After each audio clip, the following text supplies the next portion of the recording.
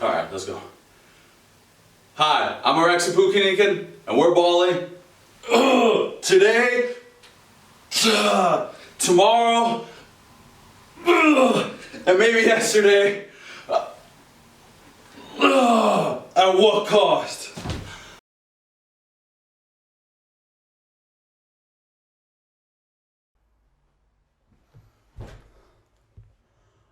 Alrighty, I don't need to work out for another week after that. Alright, let's get into it. Sorry if that was a little loud. I removed it from the stand, which I didn't realize I could do last time. So, I'm just making myself look more stupid, from last episode. But I'm okay. Like, now I can hold it like this. Feels much more natural, like an actual mic.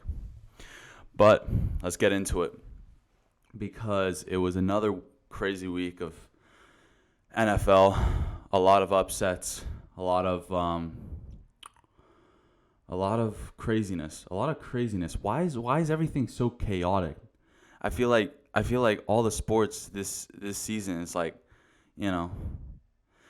instead of like some player or something like goes absolutely crazy or something. Instead of that, it's just like a lot of craziness, a lot of drama, a little bit more of the off-court kind of stuff has been going on. But I'm here to talk about what's been happening on field for now. And let's run through the games.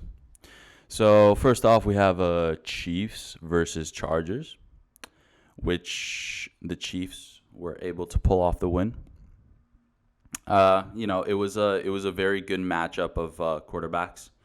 We have Mahomes, and everybody knows about Patrick Mahomes. He's like the new GOAT. He has been offered a boatload of money to stay in Kansas City for like ever. And everybody knows about Mahomes and what he brings to the table.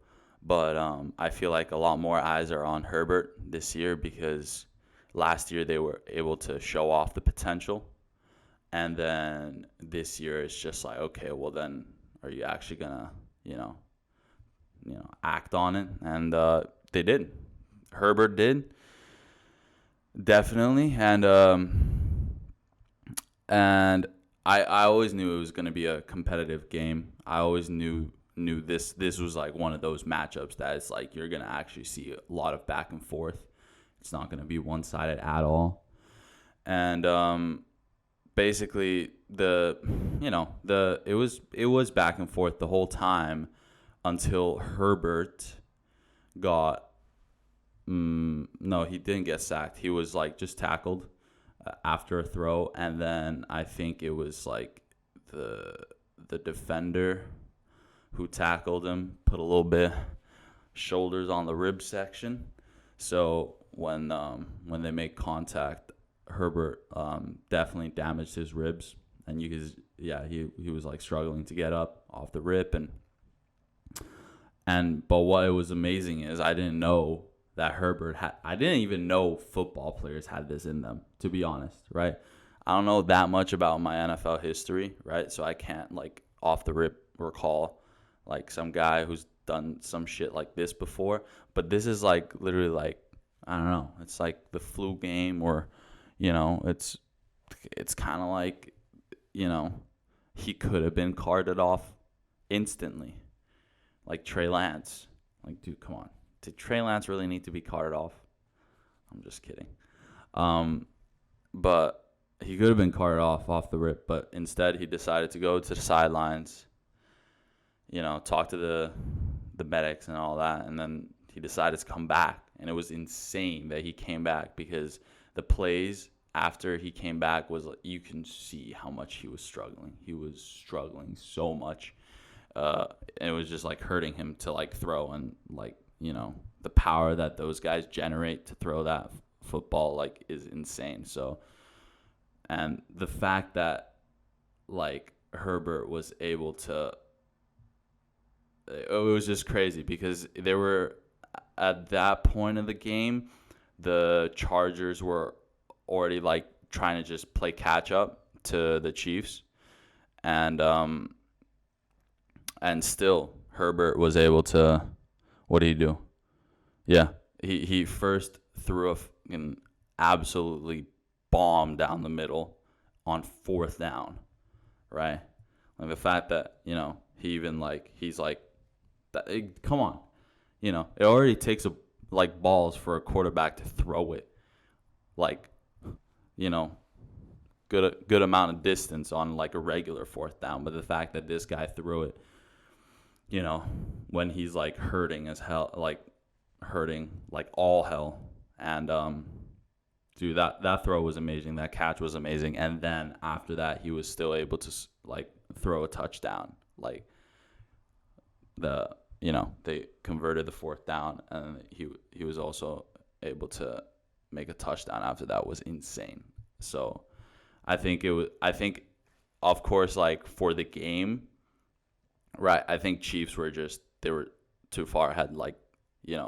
Herbert did all he could, but there was still 3 points behind because the Chiefs were able to get a field goal out or field goal in before the Chargers came back the Chargers offense came back on the field. So unfortunate for the Chargers, right? But it was just it was kind of like Chiefs did everything they had to, and then the Chargers got unlucky. So and now it's just all it does is just Herbert's stock is just going up. It's insane. And at the same time, yeah, it's very interesting to see how how it goes now, because it's Thursday right now, and me and my fantasy league boys, we don't even know if Justin Herbert's still playing week 3. So it's going to be really interesting. Considering Chargers also a good team, they can definitely make it kind of pretty far in the postseason. So yeah. So it'll be interesting to see how it goes, and good on the Chiefs. Well, I mean, now it's just Chiefs is really they've just shown that they still got it. They're just because Tyreek left and they've made some moves doesn't mean that in the core they're still not the same team, and they are, and they're fucking good. So that was a cool game to watch. It was a cool game to watch. Anyways, going on. We had the Steelers versus Patriots game. And entering this game, I was genuinely convinced that Steelers, they were going to kind of destroy Patriots. I don't know, I know I said this in the last podcast or the podcast before that. I know it's you could never count out Bill Belichick, right? But I was just okay, I'm not counting out Bill Belichick, but I'm counting in Mike Tomlin, And I was just pretty convinced of what I saw. I genuinely, what I saw the week before, I was just dude, Steelers, they got it in them, but they don't. They really don't. The Patriots defense played pretty darn well compared to the Steelers defense. The Steelers defense, they had a moment of shine. They got an interception. But the Patriots defense were just playing way better. Mitch Trubisky looked so lost that whole game.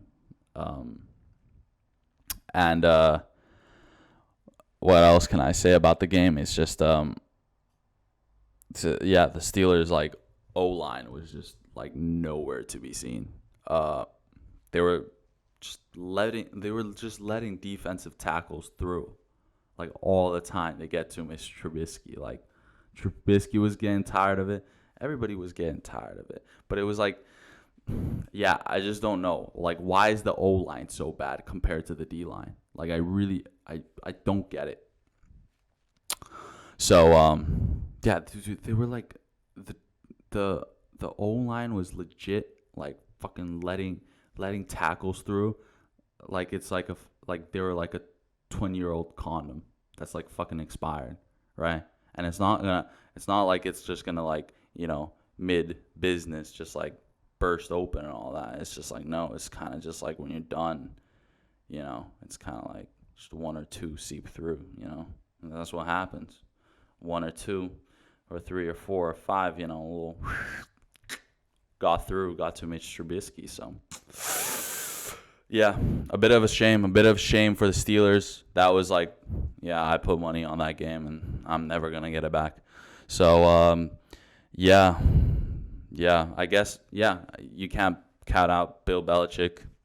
But, I mean, just like that game, 14-17, it's kind of like if 1 or 2 plays were made or not made, it could have swung anyway. And I don't know, that game was a little bit not the most entertaining game, but still a game and still affects the regular season. But I'm going to go on. I'm going to move on. The next game, we have Giants versus Panthers. And coming into this one, I was rooting for the Giants because I just want Saquon Barkley to go off. But actually,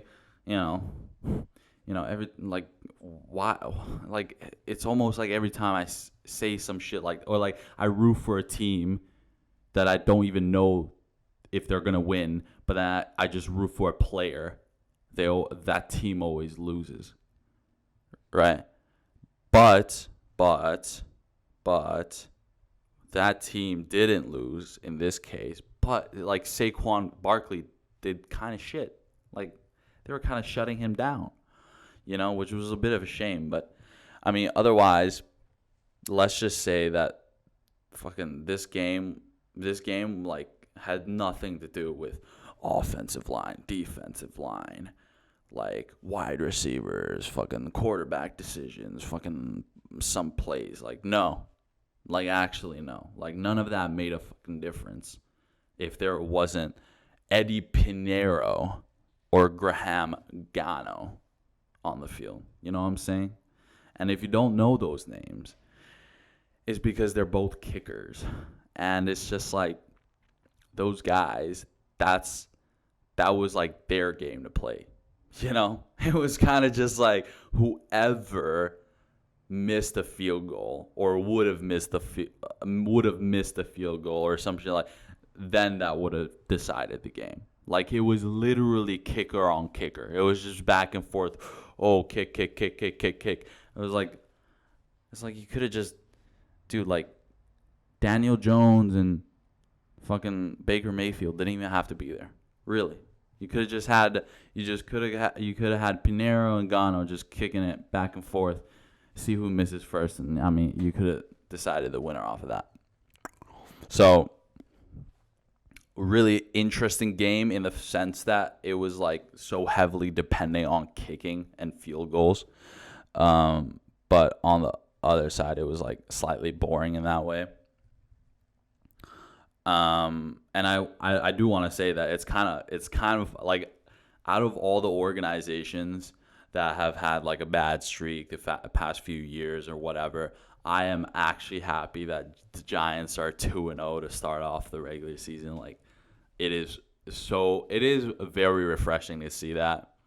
And I personally think Daniel Jones has actually made some actual improvements. I actually think he's doing a lot to improve, and I think I genuinely can see that.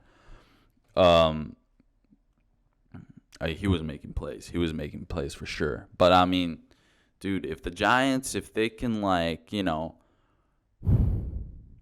if they can pull off an upset or two for the remainder of the regular season, and then they can just win the games that they're supposed to win, if we're talking about strategic matchups and stuff, then they can I don't know, they can do something in the NFC. You know what I'm saying? They can definitely mix up a lot of stuff there. So yeah, good on the Giants. Good to see they're making improvements, but dude, just give Saquon Barkley a couple screens, so he can just slip through and get a 50-yard rushing touchdown. That'd be nice. Moving on. Sorry, the mic is a little bit weird because there's some sections where it's really sensitive and sometimes, yeah, but whatever. Okay, sorry if it gets a little bit too loud sometimes. Browns versus Jets. Now, this was an insane game. I think this one. No, I'm not gonna say it yet because I think there was maybe like a couple games that were pretty insane as well this week. But this was one of those. This was definitely one of the top 3, top 2 games of the week 2 in the NFL because I personally thought the Browns were gonna do really well. The Browns were gonna do really well because like I said, I have very high praise for the running back duo of Kareem Hunt and Nick Chubb. Like, I genuinely think that it's like if you just keep on like giving them the ball and it's crazy how they can just switch up. Like, it's actually insane. It's like they could just give it to Kareem or they could give it to like Nick, and they can both just make plays. So I always thought that was kind of like unbeatable, especially with a team like Jets. Like, I was just like, okay, well, the Jets can't stop those guys. But they didn't necessarily stop them, but jeez Louise.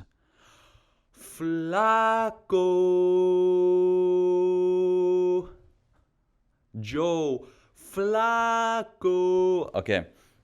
But what I'm trying to say with that is the Jets offense looked awesome. Like, they looked so good in my opinion. Like, it was very exciting to watch. It was like, if you looked at the big plays that were made throughout the game, it was like they were switching up the whole time. It was never like, okay, like this one player makes a play and they keep on going back to him. It's like, no, they still keep on switching around so much that I think for the Browns defense, it was genuinely too much.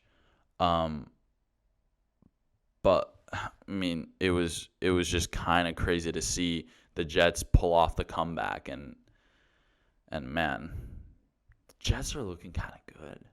I don't know. I think so. Like, dude, the wide receivers they have, like Wilson, that guy was popping off, dude. He was like after he scored a touchdown, he'd go like in front of a freaking Browns fan's face, and he was just like screaming, whatever he was screaming. But he was just so hyped, and I don't know. I was hyped for Jets as well. Like, that was amazing. Like, it's not like I'm huge. Like, I just praise like Kareem Hunt and Nick Chubb. It's not like I love the Browns. I don't even think anyone loves the Browns. But it was good to see. It was good to see. Dude, New York's just taking straight freaking dubs right now. New York taking dubs.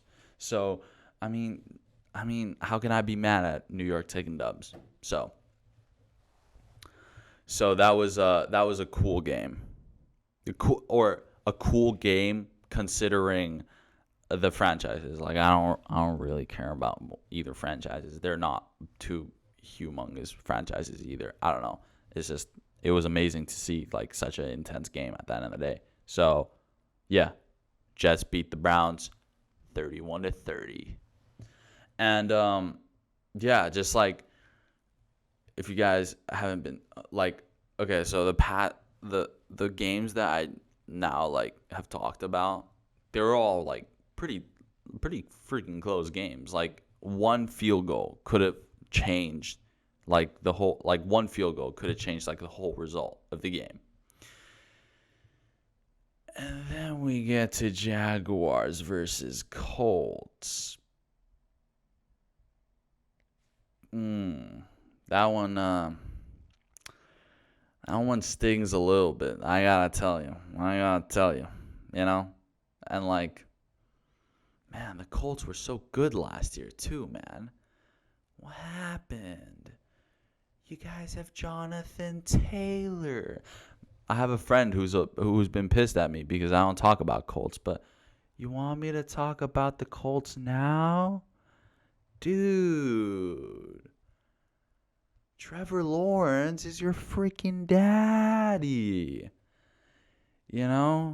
So, I don't know. I just feel like it was, I feel like you have those games every now and then in the NFL where it's just like you came onto the field. Everybody came onto the field, but they weren't there. it was just like out of sync, whatever. You kind of just got to move on. I don't know what to tell you, Colts fans. Y'all just got to fucking move on, all right? It's not going to be that bad, too. You guys have Jonathan Taylor. Yeah, exactly. And Matt Ryan. Y'all are chilling. All right? So, I ain't going to lie. Colts boys got cooked by the Jags. But we move on. Jags take a dub. Colts take a L. 24-0, by the way. Oh, God. Oh, goodness.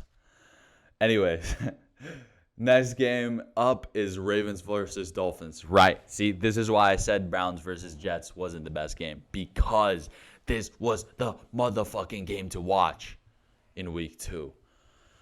Man, I have a good amount of stuff to say about this one. Because it's like, because the Ravens are the Ravens. I feel like, generally, even though they haven't been performing to their full potential, I feel like they've just lost a good amount of, key players, especially in the offense. Because the season when Lamar Jackson was didn't he win? He won an MVP? Yeah. But okay, but ignore all that. But the season when Lamar Jackson was him, he had an awesome offensive core to support him. Fucking Marquise Brown, and then the running back that was fucking hilarious. I forget his name now. I'm pretty sure he's in Saints now. Shoot, whatever. But all I'm trying to say is the Ravens were they had the full package now. And now I feel like it's just kind of like a team where Lamar Jackson's there and he's still him. He's still him, right? And he definitely showed that in this game. But it's just he doesn't have that extra, it's still, it's kind of like he just has to make the plays for himself. And then on top of that, the Ravens defense were choking it. But all right. But let me get into the game properly. So I pretty much thought that this was watching the game and then halfway through the game, I was convinced that this was another Lamar Jackson takeover game. This was just him doing his shit. He broke Michael Vick's record. Michael Vick. Yeah. Vick's record of most games where a quarterback has over 100 yards, rushing yards. So he broke that. He had I think it was his 9th game where he had more than 100 rushing yards, and it's just insane. He really knows when to make a play himself. And I was just like, okay, well, fuck. Tyreek ain't catching the ball that much. Tua isn't throwing like crazy. So I was just like, all right, okay, well, the Ravens got them. The Ravens got the Dolphins.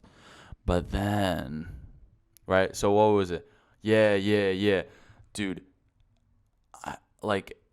going into the fourth quarter, Ravens were up 35-14. That's kind of crazy. Going into the fourth quarter. And then what happened was Dolphins decided to showcase to the whole NFL that they have the best wide receiver duo right now. And they showed it. Dude, it is freaking hard to go up against Waddle and Tyreek Hill. It's kind of crazy how good both of them are, and then the fact that you can Tua can just pick either one of them at any time, and that's what happens. They were synced up. the fourth quarter, and it was just Tyreek made two big plays. Got one like huge touchdown out of nowhere, right? Or like, everyone expects out of nowhere, but it's just like, dude, when Tyreek's running down the field, it's hard to catch up. It's hard to keep up, at least.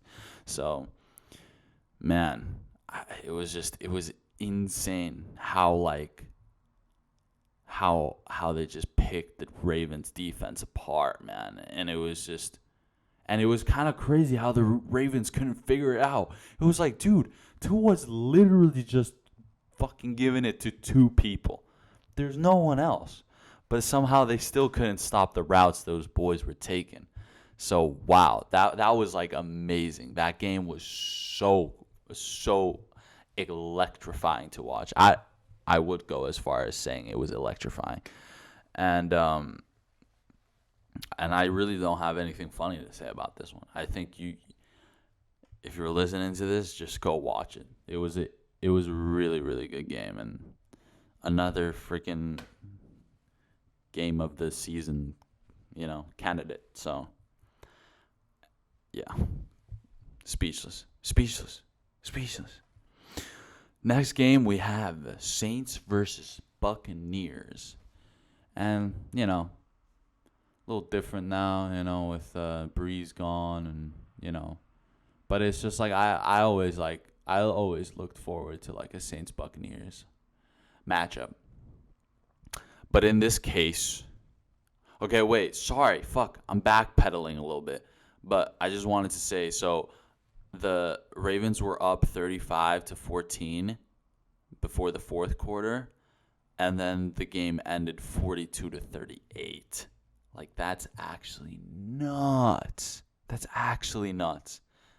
That the Dolphins were able to score that much in one quarter. But yeah, okay. I don't want to poop on the Ravens more than I have to. Okay, Saints versus Bucks. And I personally thought this could have gone either way, Buccaneers, it's still like too early to tell and like given how the week 1 game went, it's just like it's a little bit early to say like how good they actually are. So I was a little bit doubtful, and same thing with the Saints. I was just like, they have a little something going on, but I don't know how much. So going into the game, I could have thought it could have gone either way, but I didn't think it was going to go the boring way. And it didn't go the boring way.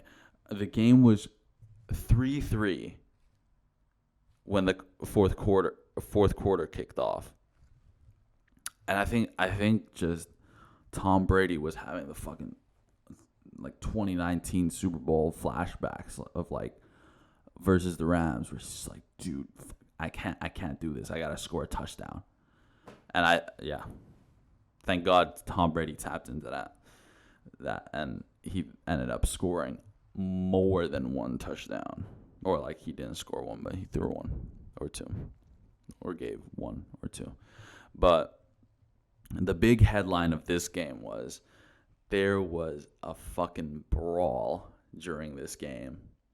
And it was when Marshawn Lattimore, who's a cornerback for the Saints, when Marshawn Lattimore started chirping Tom Brady, and then Tom Brady was chirping back, and then holy shit, as soon as Mike Evans saw that, woo! Mike Evans went out of his way to protect Jesus incarnate. You know what I'm saying? Like, he went out. Like, he was sticking to the beef because if y'all didn't know, Marshawn Lattimore and Mike Evans, they got a little history. This is actually the third time in 5 years that they've butted heads. But this one was different because I think this one was genuinely could have avoided it, but it was like Mike Evans saw the opportunity. And the fucking funniest thing is there's literally a clip of him saying to the ref, "He's Tom Brady. What the fuck am I supposed to do?" And that's just fucking hilarious how how like it's hilarious if he really like he was like, dude, I gotta protect Brady at all costs, and he went at Marshawn Lattimore because of that. Or I think it's kind of funny that he was just like, he was just going into the game.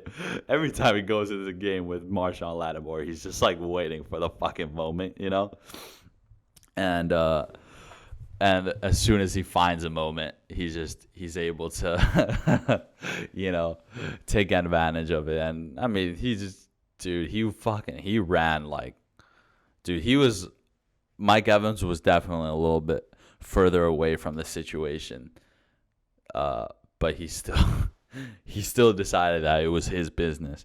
And man, it was just like, of course, it was a big brawl.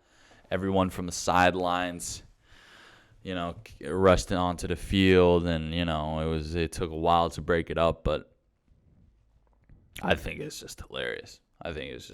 You got to protect Brady at all costs, and if not that, you got to square up with that one motherfucker who gonna square up with you. Fuck it. Dog eat dog world. So I don't know. It was funny.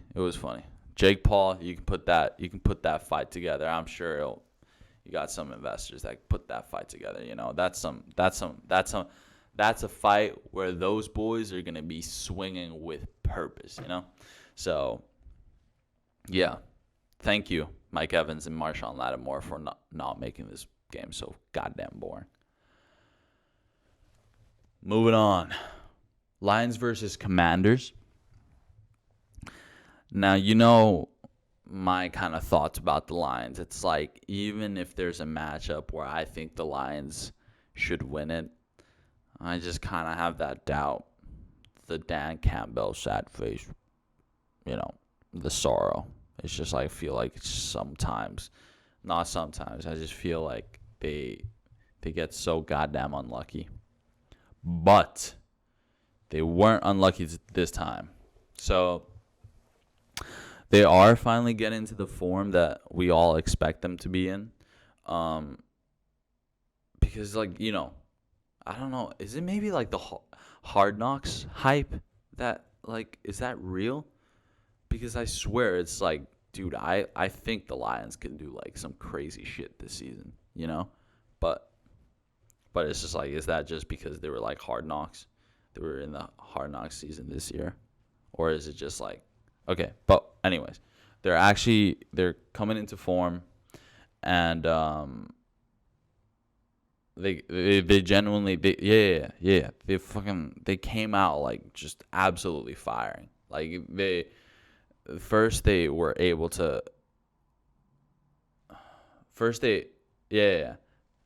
scored a field goal, right? Okay, lit. And then they scored a safety, and then everybody gets hyped about safeties, right? And then they almost ran a punt return into a touchdown, right? And then even though they weren't able to make a touchdown out of the punt return, they still were able to pretty much still make all the plays they needed and score a touchdown off of the amazing punt return. So crowd was hyped. Detroit fans were hyped. And I just think they came out way too hot, so that even though the Commanders started, gaining back momentum, it was just the Lions did too much, and the Commanders were just too late. So, and and can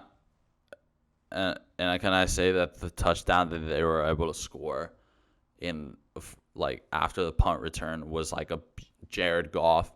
Yo, people gotta put more respect on Jared Goff's name. You know what I'm saying? I feel like any kind of quarterback that goes to the Super Bowl, you gotta respect them to a certain degree, right? I know. Yes, he was with the Rams in the 2019 Super Bowl, and that was the worst Super Bowl ever. But Jared Goff got to get some respect. So when he scored that touchdown, out of pocket, under pressure, in motion, fucking throws a beautiful touchdown. So, dude, put some respect on Jared Goff's name. And after this, I genuinely think it was too hard for Pumpkinhead, Carrot Top, Carson Wentz. God, can you hear my stomach? Anyways, it was way too much for Carson Wentz to deal with. And I admit he did try. He did give it a try, but it was too much, too late. Lions went up 22-0 before the Commanders started scoring. So, it was just genuinely, it was just Commanders started playing way later than the Lions started playing. So glad the Lions were freaking, they took a dub. And, like I said, get Heineke on the field. All right. Next one, we have 49ers versus Seahawks. And I have to say, this was one of those games that I didn't watch super closely. Seahawks is my team, but I knew that this was going to be I knew this one was going to be a bad one. Like, I knew they already kind of miraculously pulled off a win against Russell Dub, the Broncos, last week, but this one I was pretty sure that the Seahawks were going to lose. So I didn't even want to really watch it. And I mean, judging by the score, the 49ers beat the Seahawks 27-7. So Seahawks only scored one goddamn touchdown, so it would have been a fun time to watch anyways. But the big story of the game is when Trey Lance unfortunately got caught up underneath two big burly defenders, and I think he straight up just snapped his ankle.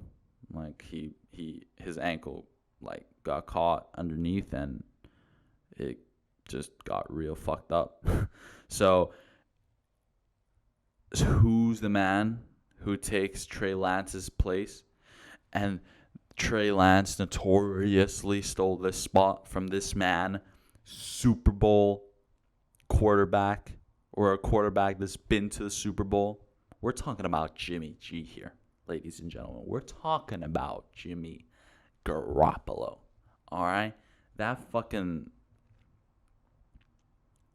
Italian god just decided to claim 49ers.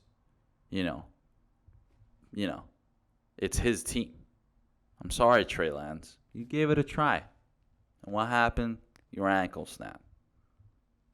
But it's Jimmy G's team. I'm sorry. Jimmy G was this close to winning a Super Bowl for them. So, this man just took over.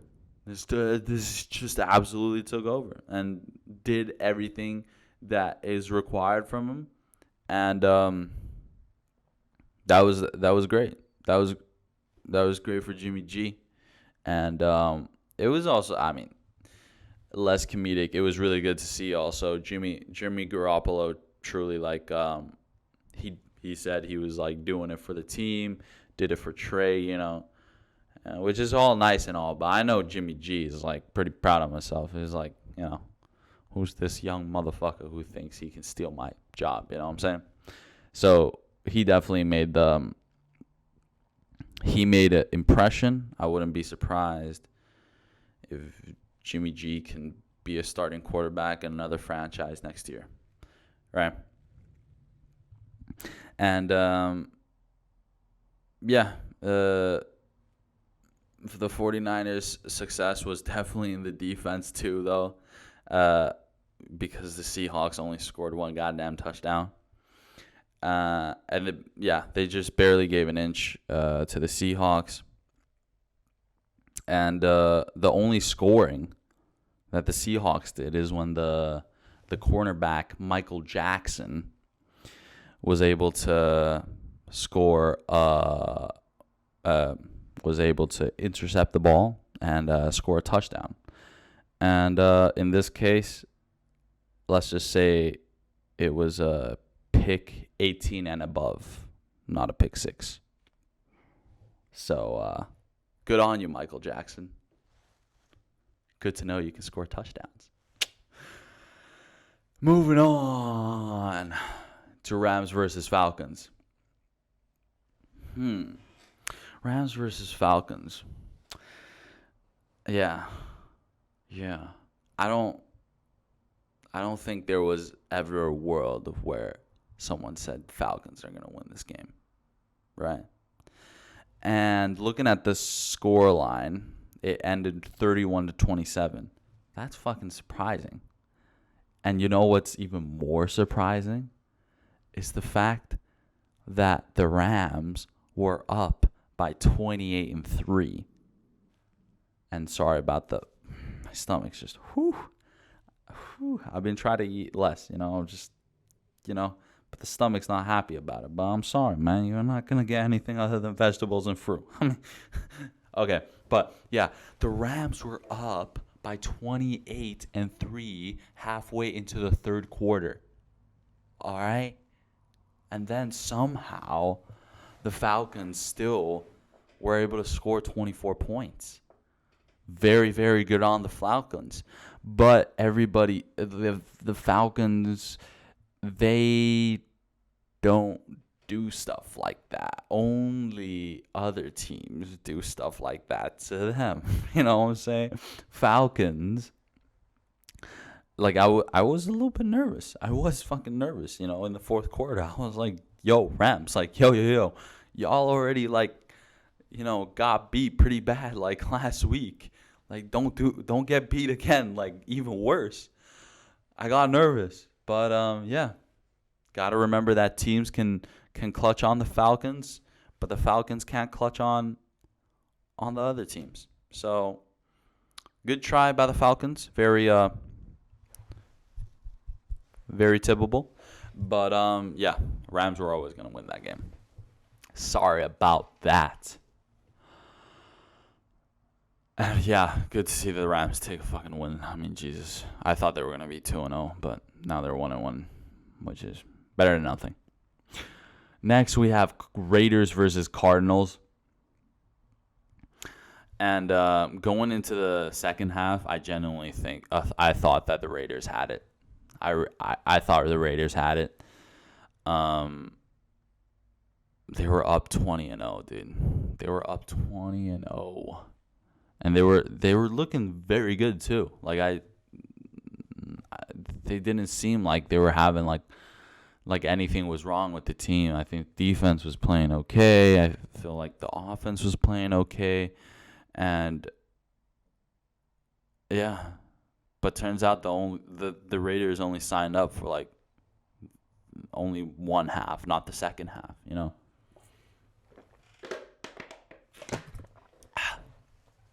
I think the turning point was when Kyle Murray scored a rushing 2-point conversion. 2-point conversion, which was just so ridiculous. Like the play was. It was one of those like weird plays where it's just like kind of like, okay, well, Kyle Murray's fast. He's a fast guy, right? He can definitely do a little bit of running. But it was just like, he was like, first he toyed with him, went a little back forth, and then, those D-line guys were like stumbling around, and then the O-line was able to block them, and then Kyle Murray was legit just kind of like standing there. He was just like, oh shit, like I really got nothing going on in the touchdown zone. And then it was just like, then he was like, oh, okay, well, I mean, I'll just slowly start heading over, and if I still don't see anything, I'm just running all the way. And that's just kind of how it happened. It was like, he was just there trying to find. It was like kind of like a COD trick shotter trying to find a Timothy, like ladder stall 1080 freaking no scope. He was just waiting. He was just waiting around. And it was just like, and then he just kind of corner of the touchdown zone by the pylon, just walked right past. Boom. 2-point conversion. And I feel like that swung the whole how the game was gonna go, because it was just like, it was so like just awkward by the Raiders defense, and it was just like, come on, you guys really couldn't do anything in that play. So yeah, that was definitely the turning point, and I think after that it was kind of like the Raiders defense was like, kind of chalked after that one, and then Cardinals made the comeback. Oh my God, that's so bad. 20-0. 20-0. Yeah, like the Raiders were only able to make a fucking field goal after halftime. So yeah, I don't know. I want Devontae Adams and Derek Carr to do well, but it's just like, come on. The rest of the team has to do something. Like, come on, it's not that goddamn hard. So yeah, whatever. That was such a whatever game, honestly. I was just kind of like sick, dude, that the Raiders were able to win.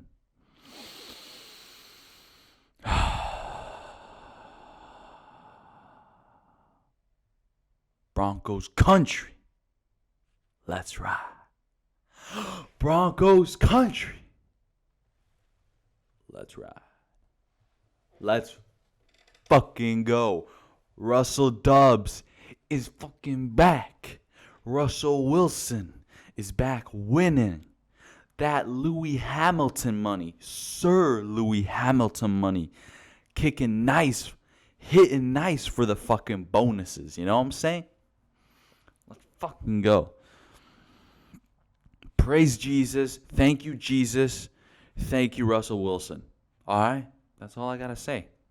Broncos beat the Texans 16-9. Moving on. Cowboys versus Bengals. Okay, so I was like, all right. Last week, Bengals, they kind of just chalked it. All right? Defense was like, the defense of the Steelers, they were on point. TJ Watt was doing his thing. Joey Burr, he couldn't do much about it. All right, but whatever. We're going against Cowboys. All right, they're notorious for being shitters, straight shitters, right? They're a L. Recently, they've been an L, right? And I was just like, all right, Bengals got this. Like, no problem. But it's just like, no, dude, absolutely not. And okay, so here's like the interesting part. Last week, when they faced off the Steelers, they were down 17-3, and almost like pulled off the comeback. And then this week, they were in literally the same situation, being down 17-3 to the Cowboys, and then they were pretty freaking close to making the comeback again. But it's just like, it's sad to see the state of the O-line for the Bengals. Like, the offensive line, they cannot help. They can't protect Joey Burr. Like, they can't protect their main man. And I don't know why. Because you got to protect, like, considering how good Joe Burr is, right? Like, considering if he's on point, then the whole team's on point. Considering that, protect the man, right? Do you know how handsome that man is? Dude, the poor guy is deleted Twitter and Instagram just because y'all are trolling him. Imagine him. It ain't even his fault. He's getting fucking sacked 5,000 times a game. What is he supposed to do? Right? Just what? Just randomly throw it downfield? Fucking Jamar is down there somewhere. No, because he gonna get picked. Then everybody's gonna be like, oh, Joe Burr ain't the go like everybody say he gonna be. Like, dude, chill, y'all. Everybody gotta take it easy on Joey Burr. Okay, I'm happy for the Cowboys fans. All right, they're not fucking complaining too much now. Okay, because all they do is fucking complain, right? And I guess the Cowboys don't suck that much. But it's just like, you know what sucks more? It's just the Bengals offensive line. So they really got to fix that up. They really got it. Like, otherwise, Bengals could be doing amazing things, but they got to fix that up. And before they do that, I'm not going to talk about it way too much more, right? Anyways, moving on to the next game. We have Packers versus Bears. Oh, yeah, and let me just say real quick, I got to get better at this, but Bengals got beat by the Cowboys 20-17. Okay, but yes, Packers versus Bears. We finally, in this game, we finally saw, like, kind of what we expected from the Packers, right? Kind of what we expected from the Packers offense, from the defense, the whole team. And, like, I feel like, Aaron Rodgers, I know he's sad. Devontae left him. I'm sure he cries about it, but I don't really think that Aaron Rodgers has been left in the dust. I think he's still got a good amount of offensive weapons he can choose from. And, okay, yes, the week 1 game was not so good at all, but it's just like, give, like, this man, they still got something going on, they definitely still have potential. And it wasn't like, yeah. And the Packers defense, they were looking mighty good as well, As you can see, Bears were only able to score 10 points. And when the commentator said, when the game ended, Aaron Rodgers beats the Bears. What else is new? And then he gave off a stat line. 24-5 is the record between the bad man and the bear. And, yeah, the bad man conquers the bear once again. It's Aaron Rodgers owns the Bears franchise. No matter who the fuck plays there, Aaron Rodgers owns them. So, sorry, Chicago. Sorry, Bears fans. But, yeah, Aaron Rodgers. He's the man. Next up is a game that I don't have to talk about barely at all. Bills versus Titans. Bills, 41 points. Titans, 7 points. So, what's the conclusion of this game? Basically, Bills Mafia, Buffalo Bills, Super Bowl 57 winners, Super Bowl 2023 winners, like, probably, yeah. All right, they already won. Why are we even playing this season? Why are we even playing the rest of this season? Yeah. All right. Cool, dude. Cool. Nice. You want to give anyone else in the league a bit of a chance? Like, god damn. They're good. Yeah. Yeah, the Bills are too damn good right now. Okay, next game. We got Eagles versus Vikings. And this was one of those games where I genuinely thought that it was going to be very, very equal. It was going to be a battle. But unfortunately, that was not the case. The Eagles were able to beat the Vikings 24-7. And I think this was a really nice matchup for quarterbacks as well. Other than the Herbert Mahomes matchup, I think this was another very, very entertaining quarterback matchup because we have Jalen Hurts, who's in his second year, and there's definitely a lot of expectations and a lot of hype around Jalen Hurts, and I think he's already shown how the potential that he has, and also a lot of analysts and other NBA NFL people, they're convinced that Kirk Cousins is about to have a fucking MVP caliber season. Like, and I really don't see why not, because you have a guy like Justin Jefferson, who everybody also expects Justin Jefferson to be like the leading wide receiver this season. So it's just like everybody expected the Vikings to just, never, everybody expects the Vikings to be pretty darn decent at any given day, but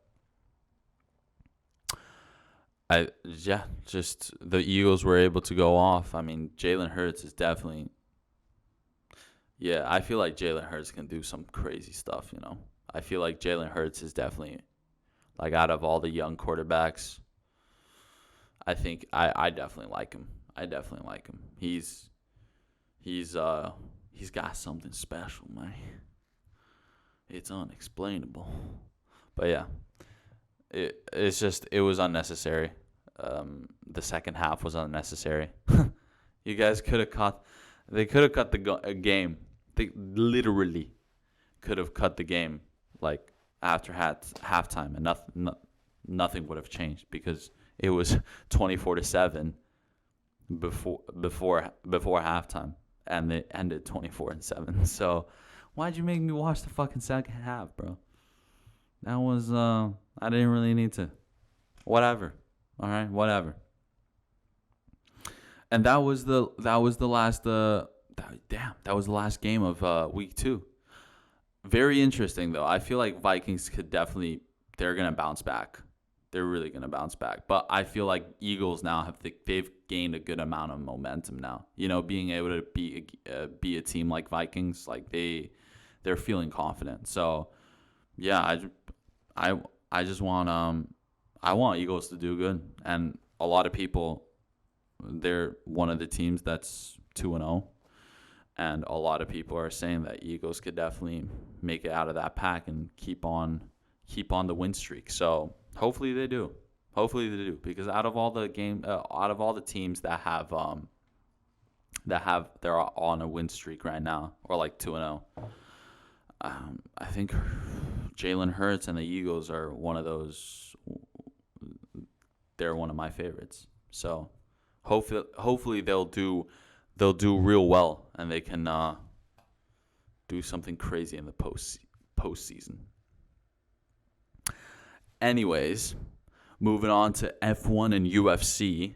I said them both because there hasn't been a lot going on. There hasn't been a major UFC event. They had a UFC fight night, and for F1, there hasn't been any races so far.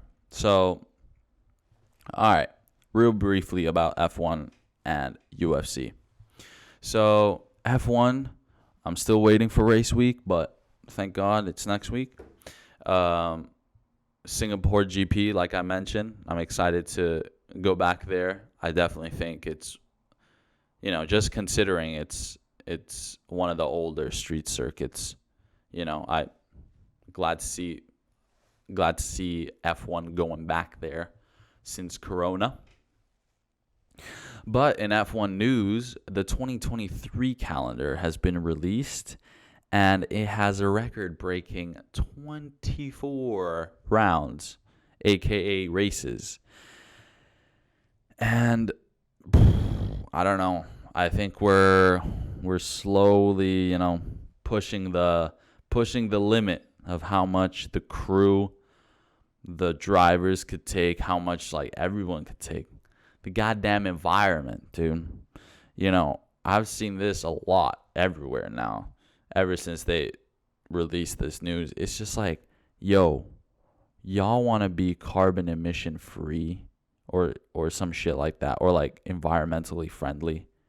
I'm not gonna start naming some but I know by 2030 they've made like a commitment to be like carbon neutral or some shit.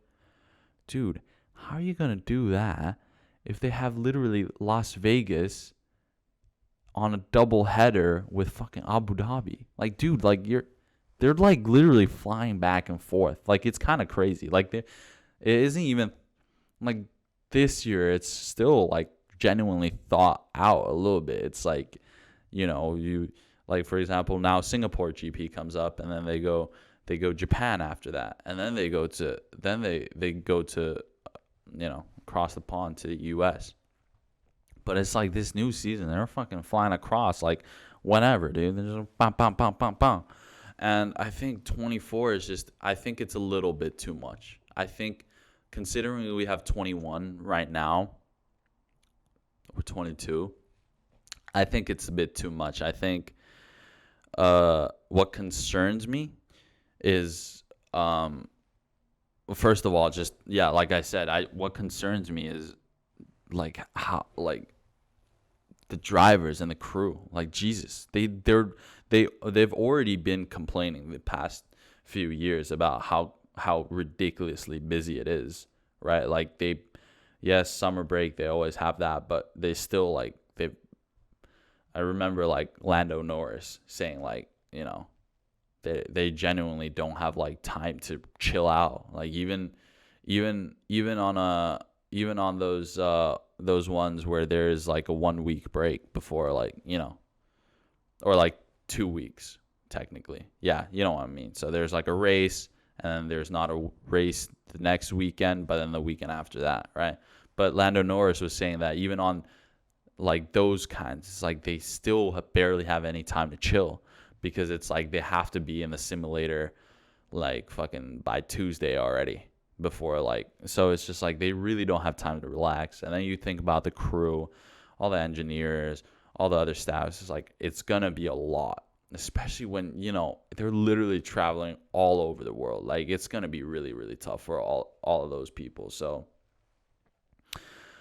I mean, I get it, a lot more exposure for all the constructors, the companies, and all the advertisement, but man, it's just, and like I was trying to say that it would be really interesting to find out like the real motivation behind this decision making. For example, I don't like the fact, or like how it affects like the championship. I don't know if more races is good at all. Like, one of the reasons why I fucking love the NFL is because there's so few regular season games compared to all the American sports. So every single regular season game, every single win or loss, like, really, really changes a lot. It really does, right? And it kind of applies here. It's just like now each race is just slightly less significant, right? Because there's just a few more races. And I really, really hope that the FIA like weren't thinking that, oh, okay, fans have been complaining about how every single season there's just like one driver who dominates, and then like they're just dominating for the rest of the season. So maybe if we add a few races, then that could change the dynamic of how other drivers or teams can like adapt to like still challenge for the world drivers championship or the world constructors championship. So I really hope they haven't been thinking like that, because that would be whack as fuck,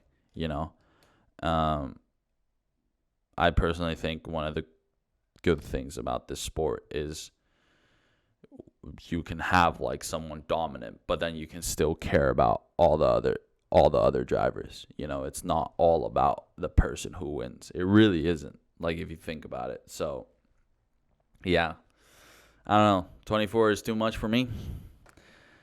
But I don't know. Yeah.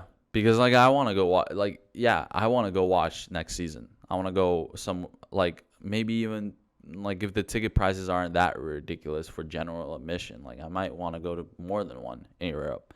But it's just like, okay, I go watch, but it's amazing to watch, but what the fuck does it matter if it if it doesn't actually play a big role in like the drivers championship or the constructors championship. So all right, let's see how it goes. because sometimes less is more. Sometimes less is more. All right. Also, Yuki Tsunoda is another driver that has been confirmed for the 2023 season. I personally think he's like Asian Nikita Mazepin, to put it bluntly.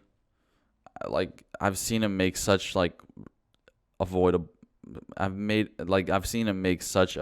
mistakes. For example, like when he switched to fresh soft tires in Hungary and then he spun out. It's like, dude, come on, dude. Fresh and it was like a damp track. So it's like you already know that the track is a little colder than usual. So why would you expect maximum grip? And then you just spin out. He almost took out Sir Lewis Hamilton, all right, in the process. And after every time, it's just like, oh, it's not my fault. Fuck this motherfucker. It's just like, dude, come on, bro. Anyways, I'm not gonna poop on him too hard. I get why he is re-signed. He appeals to a big market in Japan. Same thing as Zhou Guanyu. And, I mean, I'm a big Zhou Guanyu supporter, so I can't be that. Fuck, what's the word? Hypocrite. Yeah, I won't be a hypocrite. And, yeah, just generally interesting how the other driver spots are going to fill up. They go slowly and slowly because there's, for example, talks about Mick Schumacher wanting to get the fuck out of Haas, which is understandable because it's such shoot and miss with that team. And Mick knows that he genuinely could go really, really far and he has great potential. So I get where he's getting at, but just don't know where he can end up. Man, it's going to be tough now that I think about it. He's going to have to go to Alpine. Dude, he might go to Alpine, dude, now that I think about it. Yeah, like some crazy stuff like that. Yeah, and also, Daniel Ricciardo doesn't have a seat, so interested in seeing where he could end up. I don't know, Haas. Yeah, I could see him going to Haas, to be honest, because he likes America. America likes him. And yeah, so maybe that's where Daniel Ricciardo ends up. And also, I just want to say, I also want Pierre Gasly to go somewhere else. Like, I want him out of AlphaTauri. Oh shit, I might have said Alpine instead of AlphaTauri at one point. Crap, fuck. I'm sorry. But anyways, I would want Pierre Gasly to get out of AlphaTauri. Oh shit. Yeah, I really fucked up. Fuck. Sorry. If I said Alpine earlier, I meant AlphaTauri. But anyways, now I would want to see Pierre Gasly out of AlphaTauri just because it's like, dude, like, he's been there since the beginning. And then, like, okay, yes, he went to Red Bull, like, for a little bit. But, like, dude, I feel like he has so much more potential, and he's not going to be able to reach that potential in a Red Bull car. Like, he actually needs a fresh start. And, maybe Alpine. But then maybe that's too much wee baguette under one fucking roof. So, yeah. We'll see how that plays out. But that's all I got for F1 for now. Not much going on. Just waiting for the Singapore GP. And, maybe a safety car can play spoiler. And so that not everyone's just complaining about Max Verstappen winning again. Oh, my God. So bad. But then again, if a safety car hits, maybe Ferrari just fuck up the strategy again. So, yeah, let's just not say anything. Excited to go to Singapore. Next up, real quick about UFC. There was a fight night this past weekend. And it was in the UFC Apex in Las Vegas. And the main event was Corey Sandhagen versus Yadong Song. And it was one of the more bloody and hard to watch fight nights in the UFC. Like, it was genuinely, there was a lot of blood, and there was a lot of cuts that just looked too damn nasty for anyone to handle. Anyone. It was brutal. So first it was the fight before the main event, which was, let's see the names, Chidi Njokwani versus Gregory Rodriguez. And in the first round, Chidi was able to catch Gregory with a fast knee to the forehead, and it was like dead center here in the middle of the eyebrows, and it just fucking busted open in like three ways. It wasn't just like one straight cut. It was like it opened up like this way, and it opened up like this way, and it opened like this way. Like, it was insane. And the fact that the doctor let it keep on going, and then Gregory Rodriguez getting the TKO the next round was like amazing. That just shows a lot of how skilled and how tough Gregory Rodriguez is. And yeah, glad to see another freaking just tough Brazilian. And then moving on to the main event, it was Yadong Song versus Sandhagen, and both very high skilled strikers. And of course, I was rooting for Yadong Song because Chinese brother, and there's a lot of hype behind him since he's so young. He's under 25 years old, and to be like ranked under 25 years old, that's like kind of insane in the UFC MMA world, because the prime ages come so much later, because there's so much goddamn knowledge to take in. But man, it was a war. It was a war. I just don't understand. One thing I gotta say real quick, I don't understand why Corey Sandhagen always never like he loves fighting in the Apex. I swear, like he just freaking he really likes fighting in the Apex. And I mean, Corey Sandhagen is a freaking killer when it comes to like technical striking, right? He's genuinely really, really dangerous. I would like, he's only lost to the best guys. He's only lost to like TJ Dillashaw, Petr Yan, and Aljamain Sterling, right? Or at least recently. I'm not gonna name all his losses, but like those are all like the top of the food chain guys in that division. So Corey Sandhagen is still, in my opinion, a bit of a gatekeeper, in the bantamweight division. But yeah, it was okay. So this one was crazy because then in round 4, Corey caught Yadong Song with a fucking elbow to the eye, right, which opened a nasty cut on Yadong.